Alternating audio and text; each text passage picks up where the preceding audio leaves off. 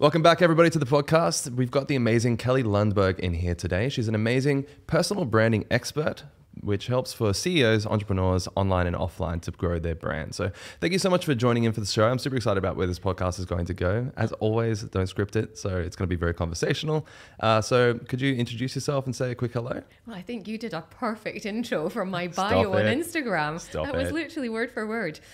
So yeah, I've been here in the Middle East for over 20 years now. I feel 20. I know. I start to feel like when people look at me, they're like, "When did you come here?" Or yeah, Emirati now. Yeah, huh? exactly. And I love it. And I've gone through a number of different journeys while I've been here. And the one that's more recent, I'd say in the last sort of 5 years, is personal branding strategist, where I work with entrepreneurs and CEOs to develop their personal brand and personalize their strategy going forward. How can they be seen as someone who's more visible? How can they be seen as someone who's more credible in their industry? And I think in the space that we're in now, you know, the environment's much more competitive.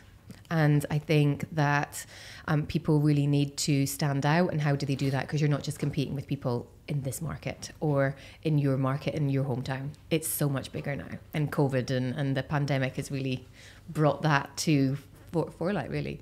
Yeah, it's so important now, especially. Why do you think now is the most important time that people develop their personal brand? Well, I do think the competitiveness is a huge part of it. You know, how do you stand out? You know, I think that people buy from people they know, like, and trust. Great. But I often ask in my presentations, you know, when if you were going on a blind date with someone and your friend had set you up and you had the person's name, you know, what would you do? And I know what I would do, and I know what pretty much everyone in any of the... Have you had that before? Going on a blind date? Have I gone on a blind date? No, I don't think I have, actually. So, yeah. You would Google someone, you know, and you would be like, what does it say about them? And guaranteed, when I ask that question to people, if there's nothing out there about them, what do you think? Catfish. Yeah. Or what are they up to? Who are they hiding? You know, why are they personal? And then people jump to their own conclusions about it. So there is that space now with social media. It's like, even if you don't have a slight bit of presence, people will just make assumptions. So you want them to make the right assumptions rather than making the wrong assumptions, in my opinion. I love that. Yeah. It's so true, because when I teach storytelling, when it comes to public speaking, communication, if you don't develop a frame of why you're telling a story, people are forced to develop the frame for you instead. So if you're telling a story about, you know, I was a straight A student or something like that, which I wasn't, by the way, you're forcing the audience to think about your childhood, about your parents and who they were and why you have these things, until you give the reasoning as to why you have them. So they develop their own frame as to how to judge and view you. And it's similar with a personal brand. If you don't have anything online, people are forced to create a frame about who you are as a person. And it's one of those things that I talk about, where generally the first impression is when you see people. It's the first impression. Yeah. But the main impression is when you actually start to listen to them speak, and that turns into beliefs. Have you ever thought about that before? I'm not in a personal development perspective in myself, but not necessarily in the personal brand space, where you're like, okay, that's the next step of taking it even deeper and getting them to connect with it. Because a lot of people come to me and say, oh, I'll work on my personal brand later, or I'll work on it when I have time. And one of the things that I really want to try and get across is that everyone has a personal brand. Everyone does. It's just, how actively are you working on your personal brand so that you're being seen and visible? And I think that what you've just said there is the perfect example of taking it a little bit deeper as to why you should be working on your personal brand now and doing it actively, and not just expecting things to happen to you. You need to go out and make them happen to you. 100%. And who do you think would benefit the most from personal brands at the moment? Would it just be anybody, or is it specific people, CEOs and entrepreneurs? Or? I think it depends what you're looking to get out of it. So I definitely think if you own a business, too many people hide behind their business. They hide behind their platform. They hide behind, you know, it's the business. It's a business. I don't want my business to be about me. I hear that a lot. But ultimately, you've got to have people want to connect with why. Do they want to, what's your story? Back to your storytelling. What makes you different? I think so many businesses now are in a space that other people are doing the same thing. So how do you stand out when other people are doing the same thing? You are your USP, so that's how you stand out. So you've really got to capitalize on that. So I definitely think from the entrepreneurial perspective, you own your business, you definitely need to have a personal brand, and that can run alongside your business. But it's two ways that people can find out about you. Some people find out about me through brand new creators. Other people find out about me through Kelly Lundberg and through social media. But it just depends what platform they find that resonates or connects with them. But when it comes to entrepreneurs and when it comes to sort of CEOs or C-suite executives who are looking to climb the career ladder, in order to stand out, in order to stand out amongst your peers, how are you going to do that? What are the things that you can do that your employer sees you as someone that they want to keep? Or that they want to help give them promotion. So that's why it can't be one or the other. So it depends on your outcome. Perhaps if you're, maybe your priority is your children right now, you're looking after 3 kids, you're running a busy household, that's your priority. Maybe then the personal brand isn't necessarily a huge priority. But I think you've got to work out, why am I doing this and what is it I want to do? And a lot of people then go, well, I'll wait till I'm in that position, then I'll work on my personal brand. And it's like, no, work on it now so you can get to that place. Yeah, you touched on quite a few important things there. I think it gives people more credibility and value. Even if you're working for another company, you having your own personal brand gives you more credibility and value within the company. Absolutely. And you can, I guess you would start to climb the ladders a little bit more if you have a bit more of a personal brand, right? I've been called into big organizations where they've said, we'd really love to give this person promotion, but they are not ticking these on our box. And it's the personal brand piece. So that could be an element of their personal style. It could be an element of their personal presentation. It could be an element of their online presence. They have none. So we want to promote this person. What is it that they need to do? Can you help them with that? And it sounds really harsh in the way of, we're not giving someone promotion because they're not doing X, Y, and Z. But at the end of the day, you are representing a company, and they'll have their views and opinions on how they want to be represented. So I think, unless you want to go and do your own thing and I don't want to adhere to anything, then you can do it. But when you work for someone else, there's always going to be guidelines in place in that space. Yeah. I think when I first started doing a personal brand, I accidentally had, by accidentally, I mean, I obviously worked towards it, but I accidentally had Memory Coach blow up on TikTok, and it went over like 700,000 followers or whatever, right? And I wanted people to start to recognize that there was more to me than just memory. And I'm sure a lot of people out here have had similar sort of thing where they're hiding behind the company, or they don't want to be the personal brand. But in my case, I wanted to be the personal brand, but now I was stuck with the company branding, I guess. Yeah, that happens as well. Yeah. And then how did you transition out of it? I just started posting what I wanted to post and being who I wanted to be, I guess.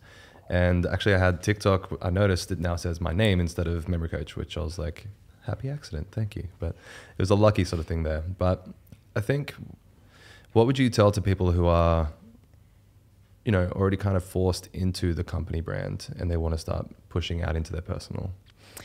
Well, I think that's something that a lot of people think it's conflict. And I think you've got to have that discussion within the company of going, right, what are the guidelines? What can I post? What am I positioned to do? And I think in the space of like LinkedIn, for example, you're representing yourself, but you're also representing the company. So what's your thoughts? How, what's been your journey through it? There's so many aspects that you can talk about within the business of the company that you work for. So they're kind of easy ways to get started into how am I seen as someone that's more visible. I was at a conference last year, and one of the things that they'd said was, people say to you, I mean, you might have had this before, but people say, oh, wow, you're doing so amazing, or you're doing so well. And why do they say that? It's because you are being seen. So they're seeing you pop up on LinkedIn, they're seeing you pop up on TikTok or Instagram or whatever. How do they know really you're doing well? They don't know what's in your bank account. They don't know what's going on at home. They don't know it, but because you're being seen, they think you're doing well. So it goes back to the perception of personal brand is, as much as your personal brand's about you, it's also about the value you're giving to other people, but it's the perception. How do you make other people feel? If you're making other people feel like you're being seen and you're out there and you're busy and this is happening and you're adding value to other people's lives, then people will automatically assume that you're doing really well. Is that dangerous, do you think? No, I don't think it is. For their own mental health? Let's say that you develop your personal brand, and this isn't this is just like a little side shoot thought over here. If you develop your personal brand and everyone assumes that you're doing well, is that an expectation now to live up to, that you are doing well if you aren't? Well, I was more in the sort of the visibility perspective of being seen. But I think I'm just curious about that. But I think then it goes back to the authenticity piece. Right. Okay. So I think if you're always saying, oh, my life is so amazing and this is so amazing. And I think that's where things like Instagram stories comes in. I think that's why there's being a big transition in LinkedIn, that it's not just the business profile. People want to see the personal side of the journey, or this was really tough for me, or I didn't get here. Or like an example, one of my clients, she lost her job and I was working with her through a coaching, building her personal brand for coaching. And she said, you know what, while I'm building this, my priority is I need to find another job while I keep working on it. So we switched and we were like, right, let's work on your personal brand from a corporate perspective. And we came up with a LinkedIn strategy for her to find a job. And what we did was I suggested that she go and buy a website or buy her domain name called hirebarbara.com. And then she designed the website in a way that's like an interactive CV. I think I saw this girl. I think I saw this actually. Yeah. Right. And then I said, you know, create a video that goes along with it. And why that video went viral was because she was authentic and she was honest. Over 3 months ago, I lost my job. And I've been receiving like hundreds of letters and, it's not letters, and it was emails and, you know, comments back going, you know, it's not right, it's not right. So that's vulnerable. The non-authentic piece would have been, hey, got my dream job.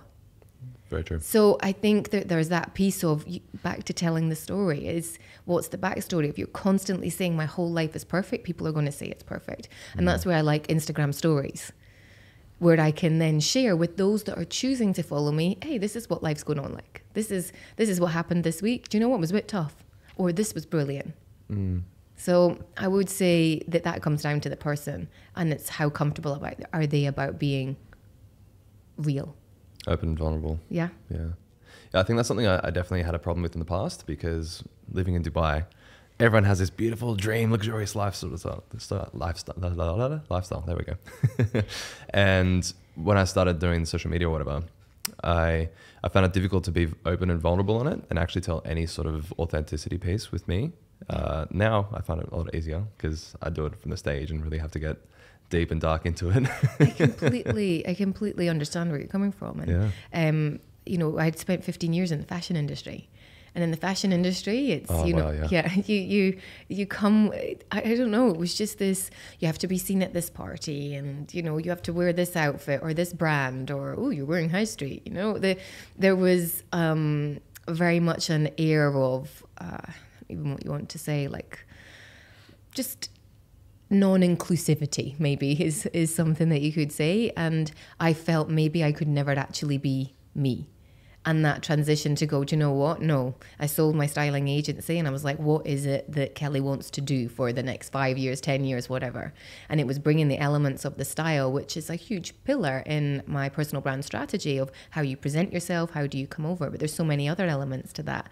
And it was when I moved into that, I'm like, no, if I'm going to be talking about personal brand, I've got to be my personal brand. This is how I show up, and how you see me on social media is pretty much how you get me in real life. Like there's nothing that's different in any way. And I think that's the key piece. What you want to, you don't want people to say, oh, you look really different, which I have seen over the years where I've actually looked at people on on Instagram, for example, and gone, the same person, because that's so touched up. And I think video's got a lot to answer for, because I know that there are video editing apps, but now people want to engage with real content. And video gives you real content. You got to be you got to be it's okay to make a mistake, it's okay to, that's just real life. So I think video has enabled people to show more of the real you rather than this super photoshopped pictures that were out sort of 8 years ago, 5 years ago. And it's definitely trending a lot more now. If you have an unfiltered video of you just walking along, or in your car, get super excited about telling people something. It generally goes pretty well. Totally. I've noticed the ones that I put the most effort into flop straight away. I completely agree with that. And I've been in exactly the same situation. One of my best performing videos, it took me 2 minutes.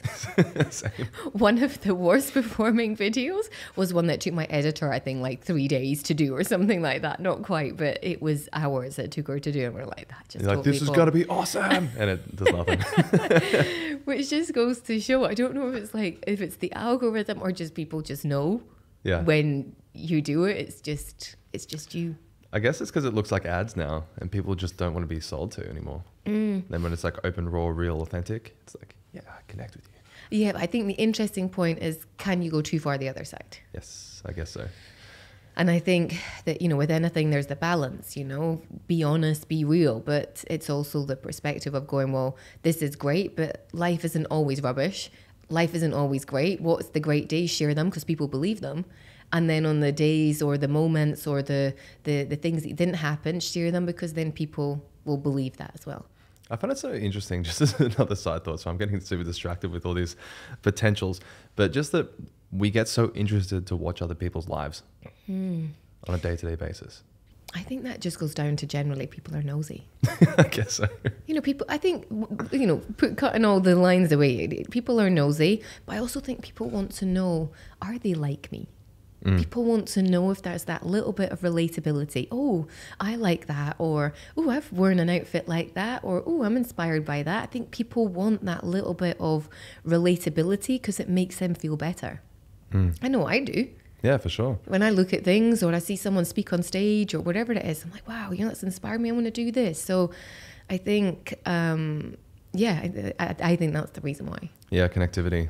Whenever I watch people speaking from stage, I'm like, oh, yes, I can't wait for you doing that. Or this is so exciting. Like, I get so excited about it. Yes, I would say like that. That's awesome. You say it like this. Fuck yeah. Like, what's your best tip that you've seen online and like on social and you've gone like, oh, do you know what? I'm going to use that in my own way or embrace that, or the best tip? Yeah.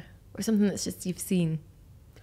I think it's similar to the authenticity piece where it's tell stories, because stories are how we connect and how we resonate and how we learn. And stories have been kind of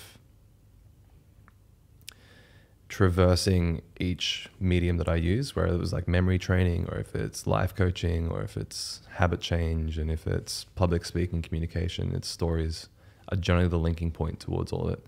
So learning how to tell a good story is one of the most important things that anybody can learn how to do. Because the second you start telling a story, everyone drops what they're doing and they pay attention straight away. It's like their ears just go straight away. And even if the story isn't great, people listen. So if you could learn to tell a great story, then that's probably the most important tip, I think. You don't need to worry about the filters. You don't need to worry about the filters? Nothing. Because people they're thinking about the story, they're engaging with the story. It's similar to the connectivity that we were talking about before. When you see somebody online, you want to connect and resonate to them. When you're telling a story, you're placing people into their imagination inside of your story as if they are the protagonist. So when you start to tell stories, especially in like first person, like it's happening right now, then people are experiencing it right now in their mind. So it takes away all the need for anything else. Just tell a good story. And a lot of people are scared. This is I think one of the things that I found when I've been working with clients is they're fearful about putting the real them in front of an audience, or they're scared to do it. And how do they do it? And one of the things I talk about is, what is obvious to you is amazing to others. I always say that. Because a lot of people think that they don't have value, or they don't have something good to say, or why would anyone want to listen to me? But there's always someone out there who wants to listen to what you have done, or something that's beneficial, or something that you've learned.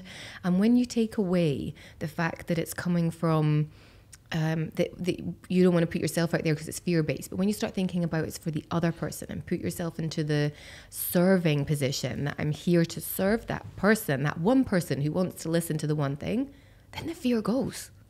The fear absolutely goes. And I very much feel that on stage now. I went through a huge transition where I was like, I never did anything without notes, ever. Like I memorized my TEDx talk. I must have done it. Yeah, did you do the same? And I know memory techniques though, so it was very easy. I started knowing you like 6 years ago. I know, right? I was like Googling like, how do actors remember lines? Nice. But So I memorized it, but I genuinely, I love an opportunity to do another one, because how I would do this one would be so different. Same. I love it. That I think maybe once I'd done that, but now it's like, hey, this is me. This is me. If I don't remember it, they're not going to remember. If I do remember it, and some of the best presentations I've done, okay, I prep. It's not that I don't prep. I always do that. But I don't need to have the script in front of me anymore. Word for word sort of thing, yeah. Yeah, I generally go around 70%, 75%-ish template. Yeah. And then you learn to flow with it. I was doing a voice narration over social media post yesterday. And again, it's this sort of authenticity piece rather than the song, put my own voice over it. And it's one of the things that I'm seeing more and more people doing. But it was quite interesting because I had the video edited and then I was putting my voice over it. I must have recorded about 15 different times. And I was like, this is just not working. Because every time I did it, there was like one thing that I had said wrong, or I lost the whole thing. And in the end, I went down and I wrote it out. And that was much better. So I think that there's a time and a place where you need to have your notes and stuff. When you're trying to fit something into 35 seconds and it's got to match the picture, get your notes. Yeah, I think people, when I see mixed advice about it on the internet. What I've noticed for myself and my clients is, in the beginning, memorize. When you're first new to speaking and presenting, memorize. Because you know what's coming up. And if you know a memory technique or two, then it's very, very easy to stick to your script and to come back when you get distracted, because you will. Yeah. But later on, once you have all these explanations saved and you know the content deeply, then it's very easy to just flow with it along a certain structure as well. Yeah. But I see a lot of people being like, don't memorize your scripts. It's more like, it's difficult. It's like, it's not. I think in the beginning, I wouldn't be able to speak if I didn't memorize in the beginning. No chance. Could you still do your TEDx talk? Could I still do it? Yeah, from memory. Yeah, I actually could, yeah. Very good. What if you could remember anything at any time and never forget? Yeah. Well, yeah, I'd be able to do about 90% of it still. I'd love to be able to maybe redo it without going back and looking at it, but doing it how I would do it without notes. That this would be the story and stuff. But yeah. Yeah, a couple memory techniques make it so easy. So easy. Even if it's just having a blueprint or a checklist in your mind that you can go through, not necessarily word for word if you don't want it, but having that, I know what's coming up next at all times, is very beneficial. I think that was a thing that made me say yes to TEDx, was that I knew that you weren't allowed notes. And it was the first presentation that I'd ever done. First one. Yeah, with no notes. Wow. So I knew it was going to test me. Straight to the top, huh? Yeah, just going deep. Just build the plane on the way down. I love it. Fantastic. With my TEDx, when I recorded it, the slides weren't working in the beginning. Oh no. So we practiced, everything was great. I was like, this is awesome. I nailed it. I got the timing down to the second. I was like, yeah, awesome. And then when the actual thing started, the clicker wasn't working. So my slides weren't working. And then they were trying to figure out the presentation slides for about a minute and a half. So now my talk, you have 18 minutes, by the way. So if you go over 18 minutes, they cut you. And so now I was like 2 minutes down, wasted in my TEDx. And I'm just like, screw it. I'm just going to go for it. And every single time that I have to change a slide, I'm just going to do that sort of thing, right? So my slides weren't working. The time was way further down than I expected. So that gave me a little bit of nerves in the beginning, obviously. Yeah. Luckily, I know how to control it. But if I had the chance to do it again now, I think it would be significantly better. Because you have the big timer in front of you as well. And you're like, oh, quick. Exactly. But it's a hell of an experience. It really is. So just to jump gears a bit then, what was your big aha to get out of personal styling and into personal branding? What was your moment, your epiphany?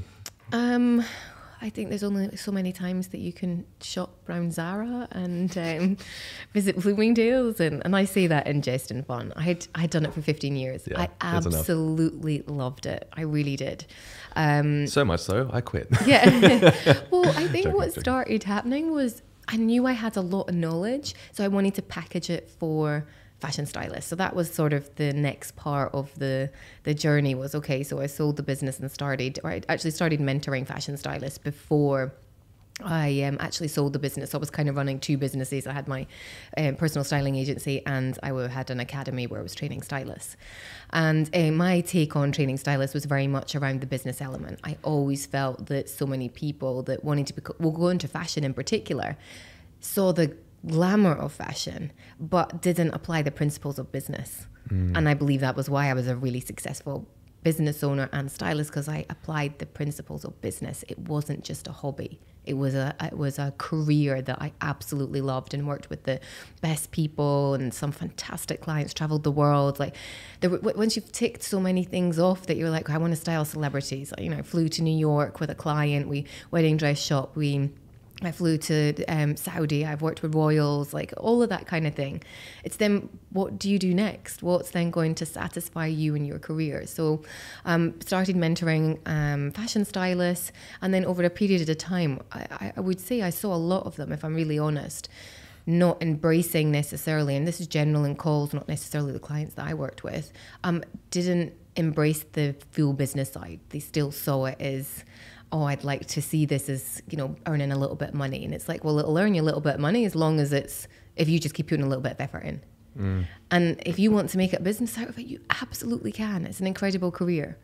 But I found not necessarily everyone shared the same enthusiasm that I did about running a business when it came to fashion stylists.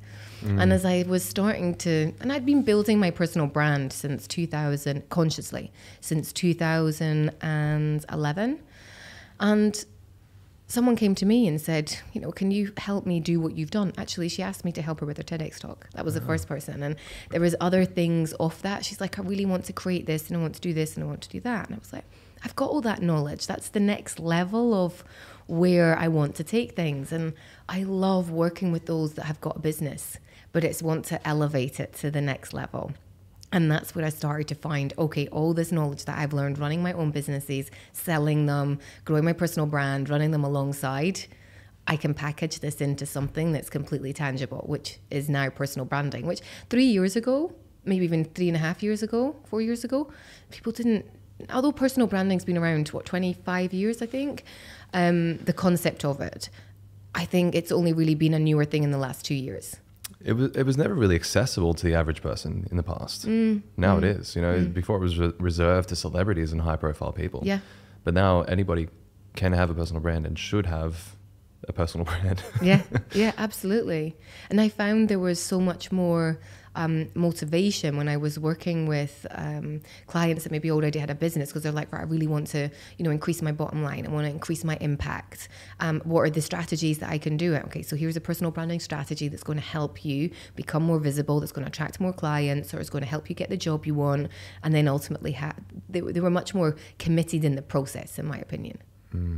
So that was the aha to where we are now. Yeah, wow. And is it do you mainly work with social media? I know it says offline as well, but... Yeah, no. So I talk about 7 pillars when I talk about a personal branding strategy. And social media is just one of those pillars. Okay. So the first pillar is really getting to understand, what is your strategy? What do you want to achieve? Where do you want to go? Why are you doing this? Who are you? Because a lot of people come to me and go, this is what I do.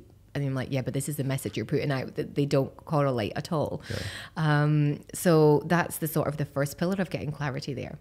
The second pillar I talk about is stationery. So what are the touch points when people are coming into contact with something that you have? So something as simple as your email. Like, are you still sending an email from Gmail, or are you sending it from a professional email account? Do you have an email signature? Do you have a website? You know, do you have professional pictures? What's out there about you that is a touch point that people can Google and they'll find, and they'll be like, oh, so it's visible. So that's the stationary element, getting them to understand where are they and where do they need to go. Social media is the third element, or the third pillar of going, right, which are the platforms that I want to work on? Because everyone goes, well, I want to work on all of them. And I'm like, okay, well, why don't we just come back a little bit? Where are your clients if you're looking to build more clients? Where is your, what do you enjoy doing? Like, I've got people that are like, I love TikTok, but my clients don't. Well, do that because you like it. Yeah. And then the social media element, the fourth pillar is speaking. So how can you get more speaking opportunities? So I don't necessarily mean on a stage in front of 10,000 people. It could be once a week in your office. It could be on an Instagram live. It could be on a podcast. So looking at those platforms that you can then start to build that up. And then the spotlight element is, how can we get the spotlight on you? So what are the strategies that we can do that people can find out about you through being featured on someone else's platform, or writing a blog for someone, or being in a magazine, or being in a newspaper? How can you do that? And I share principles that worked for me that I know if people really apply them, they can actually do it. Absolutely do it. I remember years ago, I really wanted to be on a TV channel in the US called E, when I was wearing my celebrity styling hat, like it was I think I've seen E. I really wanted to be on it. I remember telling some people, as I went to the US for a couple of months and I wanted to see opportunities there. And I remember telling people, like, I really want to be on the show, E. And people were like, that'll never happen. And I love a challenge. I love when people tell you can't do something. That's exactly what I'm going to do. Yeah. And you know, what I did was I remember LinkedIn even then. So we're talking at least 6 years ago, was on LinkedIn. And I just researched who was the producer for this particular show on E. And then contacted her. She got in touch with me. I had her number. We communicated. Now, I wasn't there long enough to then pursue, right, how do I get onto it? But it was started developing connections. These opportunities are all there for press. You can find out now who is responsible for, it just takes a little bit of homework. And if you don't have the time, you hire someone. I've got a great publicist that I work with now that can help me get onto various publications, but that takes time to build up and budget. So what can you do right now to get you to that point? And then the final two pillars is style. Obviously, it's still a big part of how do you present yourself? How do you come across? It's not just what you're wearing. It's your body language. It's your personal presentation. It's the first impressions. What do people make when they first see you? How do you make them feel? And then the final piece is how do you stand out? So if you do all of these, what's the next thing that you can do that makes you different from your competition? How do you stand out? So that's the 7 pillars. So to answer your question, is it just social media? They're the aspects. And some people need some help with other pillars more than other people do. Some people nail social media and they're like, no, I need help with other things. Yep. So it's working on a personalized brand strategy for them. That's really, really cool. So it's a full life transformational package almost. Yeah, really it is. But then it's also nice to be able to say, like, I'm not an expert in everything. So I have a huge list of resources. So in my team, we'll also help people design their websites and do their branding as a 360 approach. But I'm not going to necessarily be there and go, right, these are the 10 tips you need to do to public speak. Or, you know, if you want to be in Vogue magazine, I'll be like, go and get a publicist. These are the publicists you need to go and speak to. You know, so I think there's so much you can do within that. And as a mentor, I'm there to support on that journey. But when you're going in deep, then you need to get the experts in. Yeah. Like yourself. I mean, you can't do everything. Exactly. And you shouldn't either. Exactly. But if you can give someone a personal brand strategy of going, these are all the things you need to do. This is where we can help you. This is where you need to get help. You know, copywriting, for example. We don't copyright. I've got experts that I can say, this is who can write your bio. This is who will write your website. If you need help, other people are like, no, I like doing that. And we'll let them do that. Yeah. I think that sort of stuff is getting significantly easier now with things like ChatGPT. It's scary, by the way. But still, you need to play the role of an editor, and you still need somebody who knows language very, very well to be able to do copywriting and how to actually develop your message properly, you know. But I think it's getting easier in that sort of capacity with putting content out there nowadays. Like before, you had to fail over and over again and find what's good and what's not. Now you can just go to things like ChatGPT and type in, hey, write me a YouTube video, and it will be good. It's so good. Or the captions. There's another one that does all your captions for you. I can't remember the name of it. I've got it written down at home. But it was like, oh, you just put in a few, like it was like, I tested it and put in 5 keywords. And then they're like, do you want witty? Do you want serious? Do you want this? And they gave me 5 different options. And I'm like, this is brilliant. So crazy. Yeah. Oh my goodness. It just makes it so, like there's no excuse anymore. There's no excuse not to build your personal brand. So what you're saying, in 5 years from now, there's going to be a robot opposite and they'll be doing the interview. I won't be surprised. Let's just put it that way. Yeah, absolutely. But people still want the personal touch. I really do believe people still want the personal touch and the stories that go with that. Yeah. I mean, you can use stuff like Copy AI or ChatGPT for the ideation or for the creation of the templates and stuff like that. But you still need to be the one actually like a human editing and going through it for sure. Yeah. So what's next for you then? What's next?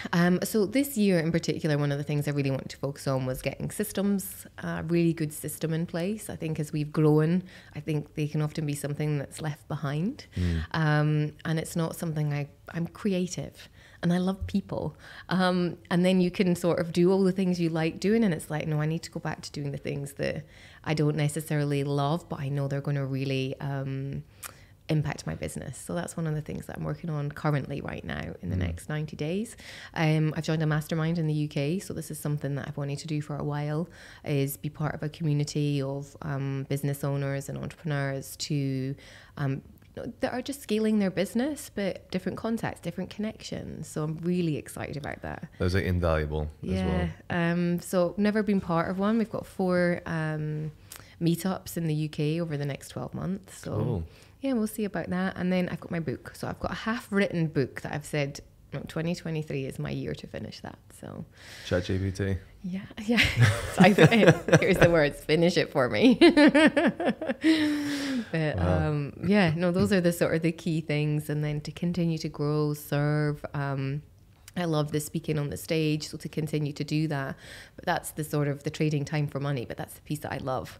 So it's building. So fun, right? It is, but building the business also so that you've got a revenue that you can still go and do the things that you love, I think is key. Yeah. And how did you get the gig at Scale-a-thon? Because that's where, by the way, where Kelly and I met, was the queuing up in the morning of the first day. Yeah, it was like 7:30 in the morning. 7:30 in the morning or something. Yeah. I think I saw your lanyard and it said speaker. I'm like, I'm gonna say hello. Oh, brilliant. So I believe if you don't ask, you don't get. For sure. And it was actually through podcasting. So I had interviewed Afua on my podcast. And then she'd said to me outside, the podcast, we're working on something big. This is what's coming up. And she'd gave me a sneak peek into what the page was like looking like. And I was like, oh, Scale-a-thon for entrepreneurs, coaches, blah, blah, blah. Oh, okay. 1, there's no woman. 2, there was no one speaking about personal branding. It was all kind of sales led. And I just said, have you ever considered someone locally that could provide, these kind of things? I've got a product that I can offer, because their business model is if you have a product to sell, that's the revenue model for them. Whereas other people then, you pay a lot more for a ticket, but then there's no sales. So I think there are different revenue models for events. And I said, I've got something that I can do. And she was like, amazing, like, tell me more, we'll jump on a call. And that was the start of it. So I think there's also been that element of going, this is what I want to do. But 6 years before, I had been at a similar event. So it was run by Najahi. It wasn't called Scale-a-thon. It was Success Resources or something like that. And I remember sitting in the audience, and I was sitting next to my best friend. And I was like, do you know what? One day I'm going to be back on here.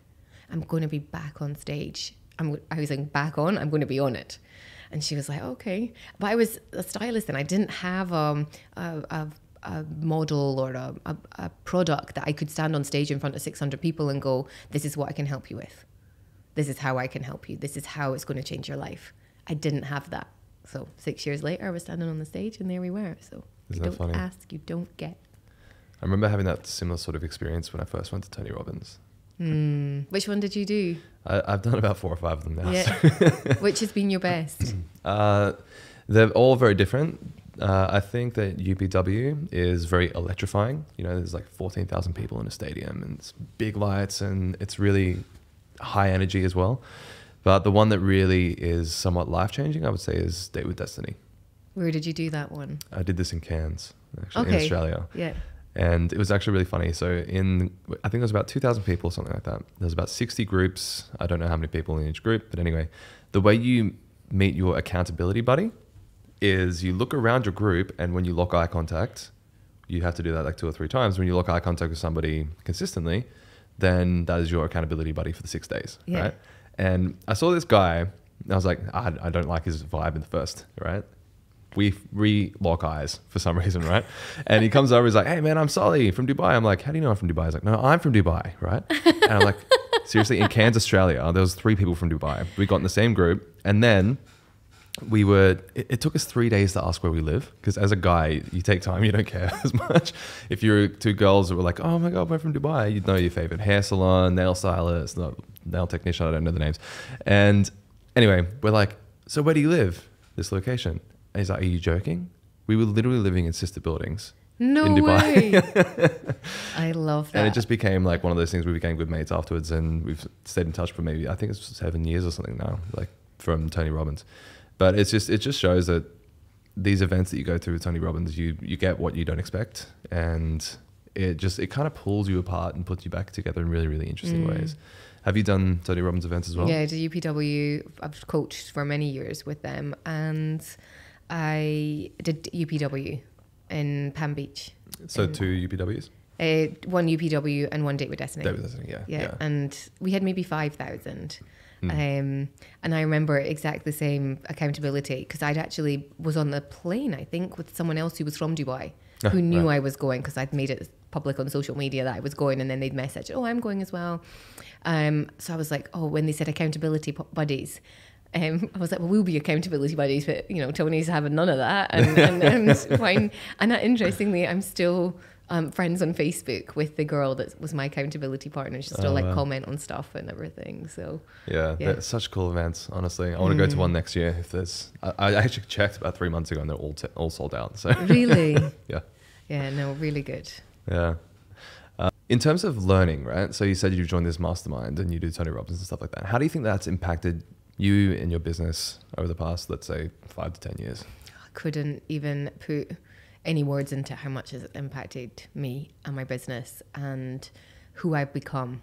I think it's fundamentally been a huge part of me, growing as a person, business strategies, confidence, so many things push me into places and things that I would maybe never have done if I'd never had a coach, or I'd never been open to just potential of opportunities, and that mindset of being, I'm open rather than closed-minded.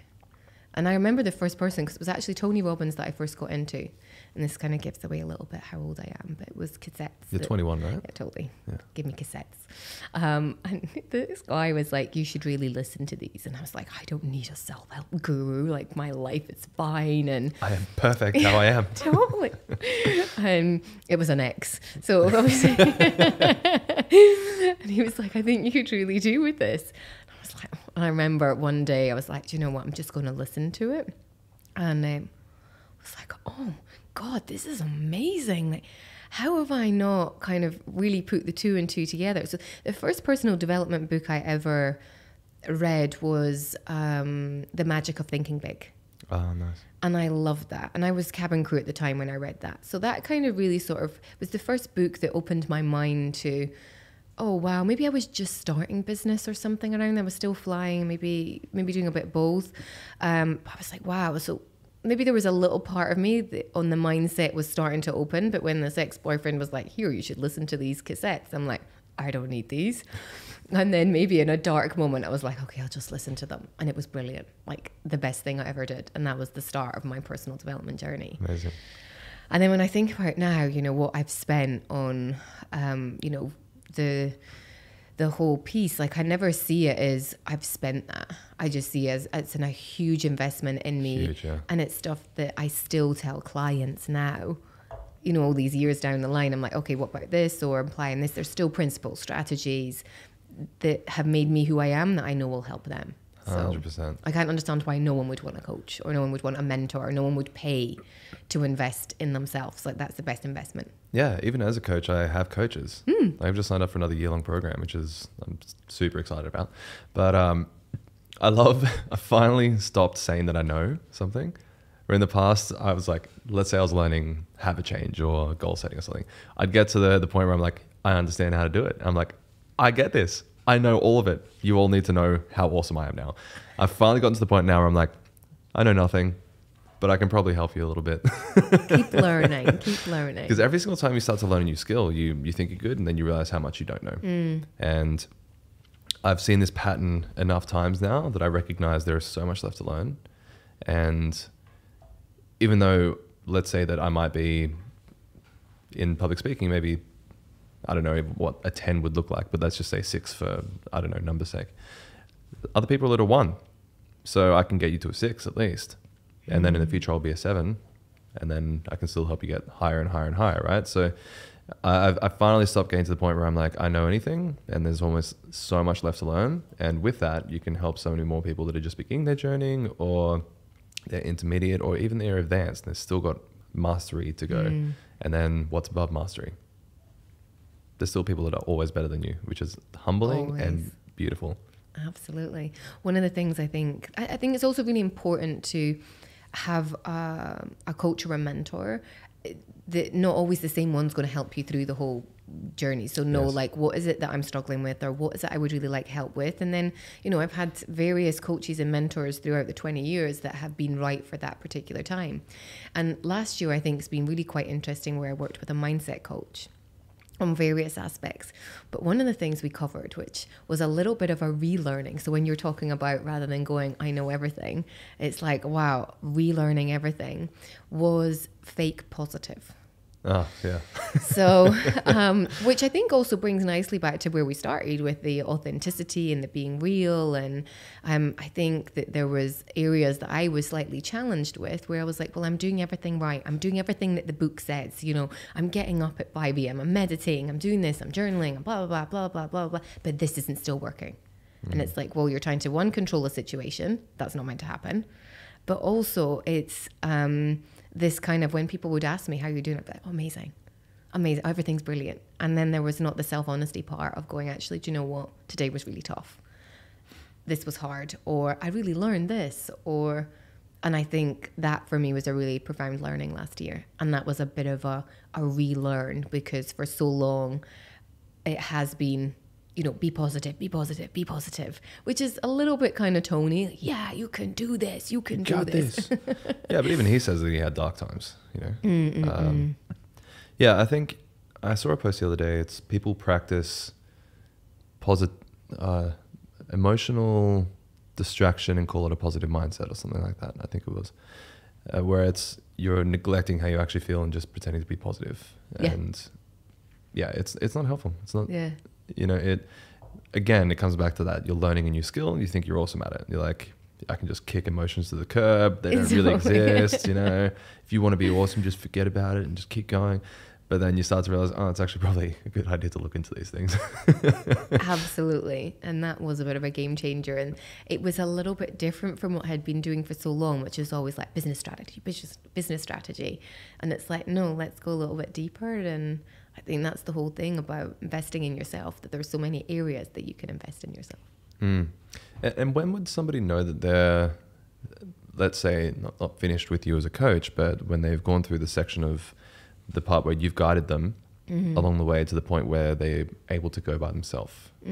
How would they know that? I think it's one, them knowing what they should be doing. So not everything can be done. You know, it's a personal brand, I say, is a little bit like having a long-term investment account that you keep investing time, energy a little bit as you keep going on, and you will reap the rewards. It's really hard to say, oh, in 6 months time you're going to be in 10 publications, you're going to have this, you're going to have that. You've got to keep doing. So you've got to know the strategies that you need to keep doing in order to get to that point where you've got the things that you want to have. Is it the more income? Is it the TEDx talk? Is it the credibility piece in the magazine or whatever? So how would they know? Is they're going, do you know what? I'm happy and I'm really confident with the journey that I'm going forward. So some people work with me for a year. That's my top program that I've got, 1 year, where we spend each single month giving them a plan of their strategy to get to the next point and going, it's your long-term savings. Your personal brand's going to keep evolving with you. It's going to keep changing, and go with that. Because it never goes away. Yeah. Yeah, I noticed the way that I've done content and the way that I've done my personal brand over the past 3 or 4 years has consistently shifted. And still is. Yeah. Still is. Yeah, absolutely. And I think as content changes on the internet as well, you adapt and change with it. You know, in the past, speaking wasn't highly necessary. Now it's the most necessary thing. I agree. It's the days of just taking a butt pic is kind of disappearing, you know, and calling it influence. Now, I mean, sure, there's still some people that kind of do it, but it's not as influential as having an opinion anymore, you know? And being able to communicate that opinion and show it in your personal brand is one of the most necessary things out there now. It's funny, you were talking about, you know, TikTok and your name and it changed. One of the things I noticed over the past sort of 3 years is all of those influencers that had the name of, you know, whatever their industry was, whether it was travel in your shoes, blonde salad, you know, front row, whatever it was, that was your Insta handle. They have all changed to their name. I love it though. And that's the piece of the identity that's them. So I think that in itself goes to show where the trends and what's happening is that people want the name and the real person behind it. And the stories they have to tell, and good and bad. Good and bad. Yeah, good and bad. Yeah. Like I posted on, what was it, on maybe the 31st of January, I went and did a workout. Or it was the 31st or the 2nd, whatever it was. And I said, and I'd posted on my stories, and I had said, you know, got up and did it, but it was tough. And I said, I'm finding it a little bit hard. I'm in a long distance relationship, and we did a great Christmas, and we'd had a month together. And I was like, you know, that was tough, because a lot of people see the fun things of when we were together, you know, like, oh, we're doing lovely things. We do a lot of lovely things, because when we're together, we prioritize that. But there's also a lot of stuff in between where you're like, that's tough. And interestingly, I put a comment on it, and someone messaged me, and she said, well, at least you got up because you inspired me getting up. Yeah, and it was like, so it doesn't always have to be, hey, look at me, I'm at the gym, or hey, I've cooked this meal, or I've done this. That it's just, you don't know who's watching, and you don't know who you're inspiring. Yeah, I've had quite a few people message me in the past where I didn't even know they exist. Honestly, I wouldn't know somebody exists. They'll message me and say that I've helped them overcome depression or anxiety, and, you know, help get them a job that I didn't even know that they were looking for, you know. And it's like, sometimes you don't realize that you just putting out content, you just putting out your opinion, it actually is making a difference, whether or not you see it in the beginning or not. Eventually you will see it when you'll get a message one day and be like, wow, I actually helped somebody just from speaking. That's incredible, you know. So what would be your top, you can use 1 tip or 3 tips or 5 tips to somebody who is wanting to start a personal brand, is wanting to start on this journey, but has put it off due to fear, procrastination, perfectionism, whatever. What's 1 to 5 tips, whatever you feel like on that? Well, I think it's really getting them first mindset of going, this is not something I want to do in the future. That you already have a brand. I think when people understand, okay, I'm already a brand, you're in a great place. Okay, start with that. That would be the first thing. I'm a brand. What is it I want to communicate? How can I help people? Or what's my message? Or what value do I have? You know, sit and think about that. The reflection piece is great. You know, what message can I send to someone? Or how could I inspire someone? Or what's something I can do really well? What's my USP? And if you don't know that, ask around. I always say, you know, ask friends, ask family, because they'll be honest with you and they'll tell you.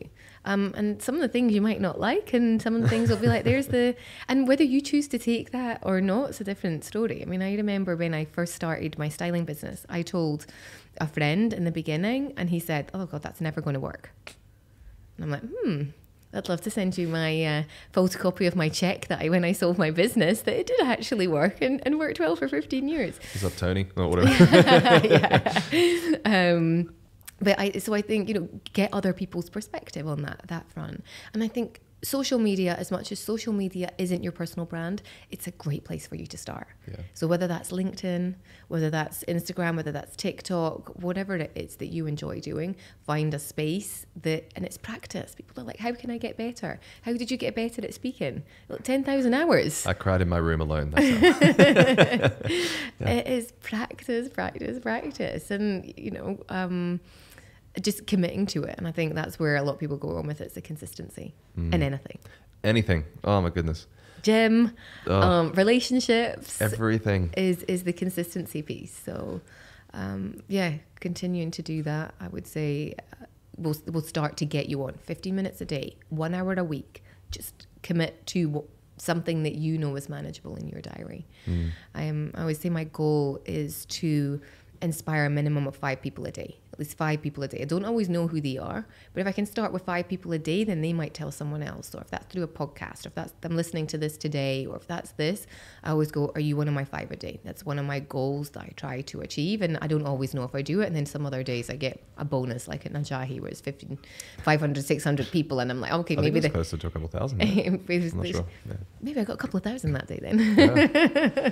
No, I love that, because you're shifting it from egocentric to other people. And that's the thing with personal branding. People think it's all about them. It's not. And it really isn't. Yeah. One of the first things that I tell people when it comes to public speaking is, it's not about you. It's not.